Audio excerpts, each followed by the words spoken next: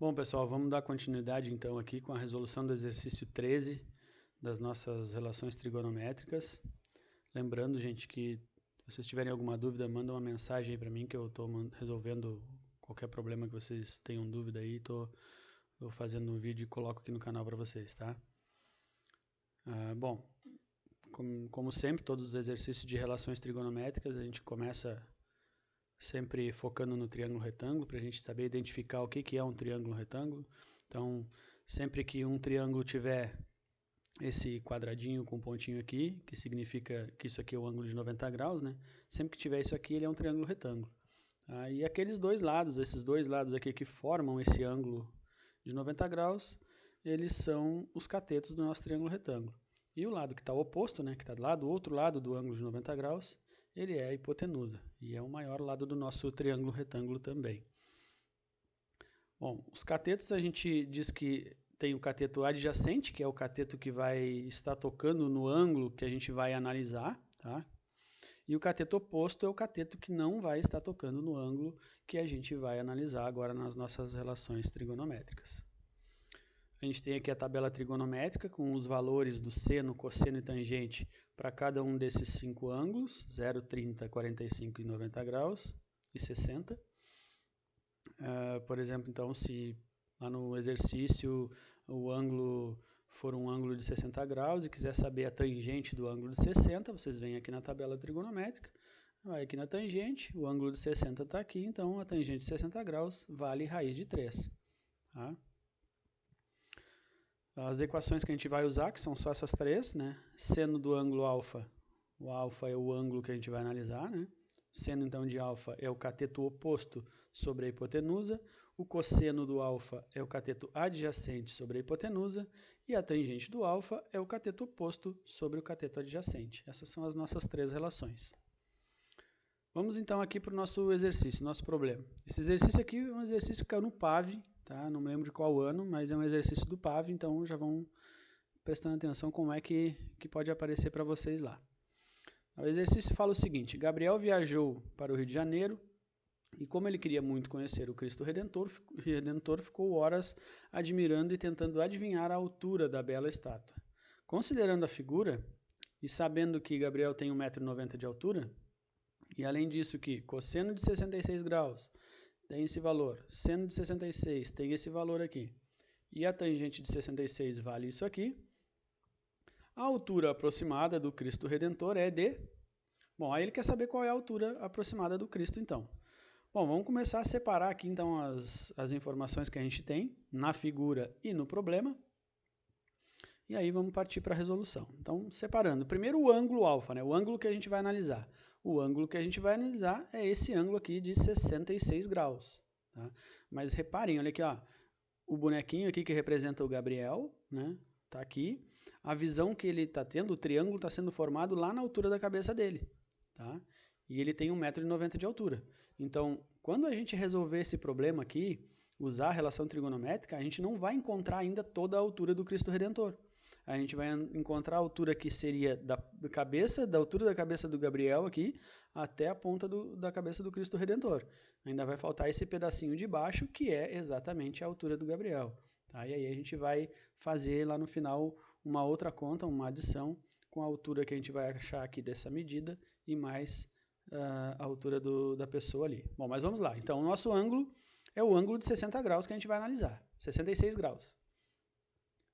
Bom, aí a gente precisa saber quais são os catetos, né? Qual é o cateto adjacente? Lembra que cateto adjacente é aquele que toca no ângulo que a gente está analisando. Então, se a gente está analisando o ângulo de 66 graus, o cateto adjacente, então, é essa distância aqui, que é 16 metros. Tá? Bom, aí qual é o cateto oposto, então? Cateto oposto sempre é o cateto que está do outro lado do ângulo que a gente está analisando, que não está tocando no ângulo que a gente está analisando. Bom, cateto aqui não tem o quadradinho aquele com pontinho marcando qual é o ângulo de 90 graus. Mas uma figura, né? Para nossa engenharia, uma figura, um prédio, o Cristo Redentor, ele tem que estar formando um ângulo de 90 graus com o solo. Então, o nosso ângulo de 90 graus é esse aqui. Sempre uma construção forma um ângulo de 90 graus com o solo para ela ficar reta, né? A não ser a Torre de Pisa lá na Itália, tá bem? Então, nosso ângulo de 90 graus é aqui, então o cateto oposto é a altura do Cristo Redentor, ou parte da altura, né? Porque a gente vai encontrar o cateto oposto sendo esse pedaço que vai daqui, ó, até lá em cima. Ainda vai faltar um pedaço ainda aqui para a altura dele, mas é parte. Então, o cateto oposto é aquela parte ali. E a gente vai chamar de cateto oposto, né? Porque a gente não tem a medida, não sabe qual é a medida. Não tem o valor ali, a figura não deu esse valor. Depois a gente precisa descobrir a hipotenusa. A gente também poderia ter o valor da hipotenusa aqui, né? E a gente também não tem. Hipotenusa, então, é esse outro lado do triângulo retângulo, o último que faltava para a gente colocar ali. É a nossa hipotenusa que a gente também não tem valor. Então, a gente vai dizer que é a interrogação ali. Bom, além disso, o problema nos fornece a altura do Gabriel, né? A altura da pessoa que está observando aqui, que é de 1,90 m. Então, a gente vai deixar separadinho aqui a altura daquela pessoa que está analisando, que está olhando o Cristo Redentor também. Tá. Bom, agora chegou aquela hora, né? Qual equação a gente vai usar? Qual equação utilizar para resolver esse problema? Bom, a equação que a gente vai utilizar, ela precisa, é óbvio, né, ter o cateto oposto na equação, que é a altura do Cristo Redentor, é parte da altura do Cristo Redentor. Então, a equação precisa conter cateto oposto. E, além disso, precisa conter uma outra medida que a gente tenha valores. Qual é a outra medida que a gente tem valores aqui? Dos catetos ou da hipotenusa? Somente essa aqui, né? 16 metros, que é o cateto adjacente. Então, a relação que a gente vai usar precisa ter cateto oposto e cateto adjacente. Olhando as três relações que a gente tem, a única que contém cateto oposto e cateto adjacente ao mesmo tempo é a tangente. Então, a gente vai usar a relação tangente de alfa, que é igual a cateto oposto sobre cateto adjacente. Bom, agora a gente começa a substituir os valores que a gente já separou aqui na equação. Tá? Vamos lá. A tangente é de 66 graus, né? O nosso alfa, o ângulo que a gente vai analisar, a gente já separou aqui, 66 graus. Cateto oposto, a gente vai continuar chamando de cateto oposto, porque a gente não sabe ainda quanto é esse valor. E aqui embaixo, cateto adjacente, 16, que a gente já tinha separado no problema lá em cima. Agora, nosso próximo passo é substituir o valor dessa tangente de 66, que o problema nos forneceu, está ali, ó, 2,246.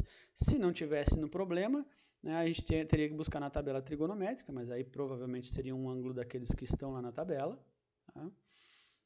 Bom, então aí substituindo fica 2,246 é igual a cateto oposto sobre 16.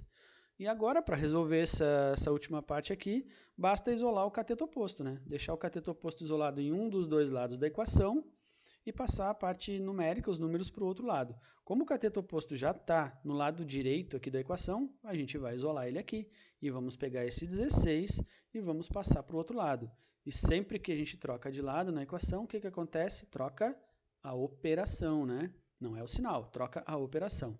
Se aqui 16 ele está dividindo, cateto oposto dividido por 16, do outro lado ele vai multiplicar. Então vai ficar dessa forma, 16 vezes 2,246. E aí agora resolvendo isso aqui, fazendo essa multiplicação, a gente vai chegar então que o cateto oposto é igual a 35,936 metros. Então esse é o tamanho do cateto oposto. Esse é o tamanho daqui, ó, da altura da cabeça de Gabriel até a altura da cabeça do Cristo Redentor. Mas a altura do Cristo Redentor ainda tem mais um pedaço aqui para baixo, né? Que é exatamente a altura dessa pessoa que está analisando. Então agora nos resta fazer a soma dessas duas partes, 1,90 m, né? Finalizando isso aqui, a altura então do Cristo Redentor vai ser os 35,936 que a gente encontrou daqui até aqui, mais a altura da pessoa, que é 1,90 m, e o total vai dar 37,836 metros. Ou seja, aproximadamente, esse sinalzinho aqui significa que é aproximadamente quase 38 metros, então, é a estátua do Cristo Redentor. Tá? Bom, gente, eu espero ter ajudado vocês, né? E qualquer dúvida aí, mandem uma mensagem que eu estou pronto para responder, tá? Por enquanto era isso aí. Tchau, tchau.